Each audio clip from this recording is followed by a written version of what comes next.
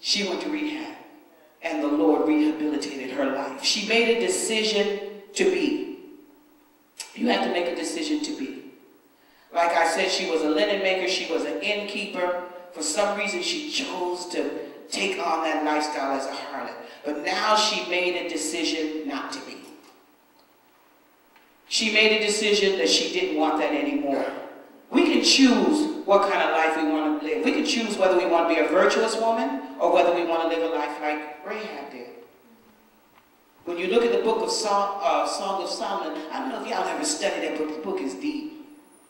And if you really read Song of Solomon, man, I was having like hot flashes when I was reading it. I was like, dang. Because there was some strong rap going on in there. You know, when he's telling her, I will pour wine in your belly button and all this, I'm like, whoa, hold up, let me put this down. Yeah, y'all gonna go read it now, huh? And he's telling her all this and what, you know, describing, I'm telling y'all looking like, don't do it, Dr. D. Okay, time. They're describing different parts of the anatomy, okay? And my girl, they praying. I hear Evan like, oh, Jesus, you married folk, quit playing. So in Song of Solomon, Solomon sees this gorgeous girl, and he goes by and he's like, hey, I want to make you one of my queens. And she's like, I ain't studying you. And he's like, you can be one of my queens. Well, back then he only had 60. Yeah, I know by the time he died, he had 800 and 2,000 concubines. I mean, Solomon, I don't know how he rolled, because 2 women in one house is too much, right? So I don't know. So he was telling her, I'm going to make you one of my queens. And she was like, oh, no. Have you seen my beloved? You know, have you seen the man that my heart pants for? And he was like, no, you ain't seen all this. The Bible says Solomon just came in all his glory. They carried him into the city. You know, it's like you see on the TV with that big fan. It's fanning Solomon. Solomon's laid out. He buff. And he's just standing. And she's like, baby, please.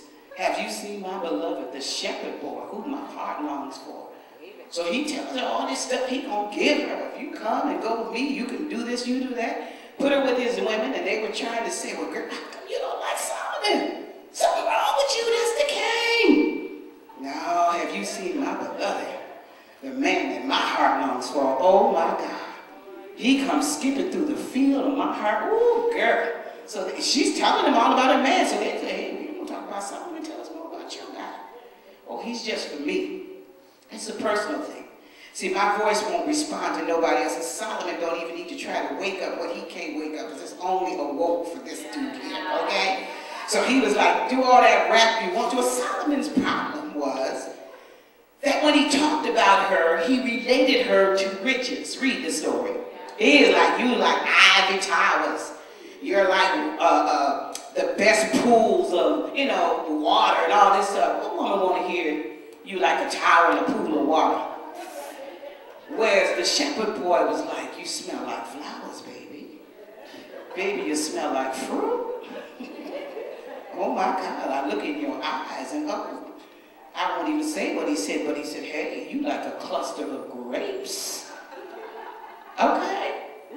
And then Solomon's like, you're like the best gold around my neck. Not a possession, dude. Not a possession that I want to